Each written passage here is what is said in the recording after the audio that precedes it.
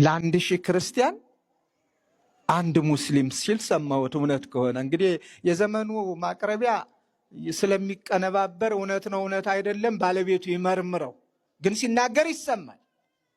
ለአንድ ሺህ ክርስቲያን አንድ ሙስሊም አንገቱን ቁረጠው የሚል ሰማሁ።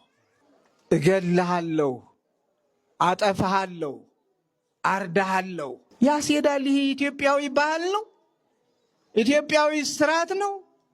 ወገናዊነትን ያሳያል፣ አንድነትንስ ያመጣል።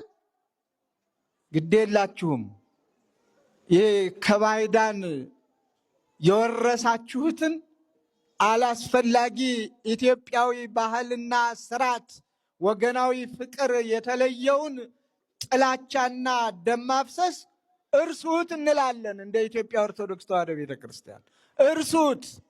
ይልቁንም ከኢትዮጵያ ኦርቶዶክስ ተዋሕዶ ቤተክርስቲያን ተማሩ። ውለታዋንም ለመመለስ ገና አልጀመራችሁም፣ ይልቁንም ውለታዋን መልሱ።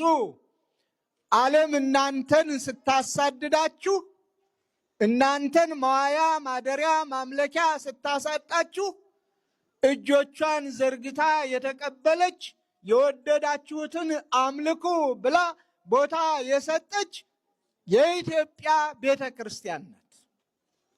ስለዚህ ለዚች እናት ቤተ ክርስቲያን አንገትሽን እንበልሽ የሚለው አንገቷን ቁረጥ የሚለው መልካም አይደለም፣ መልካም አይደለም።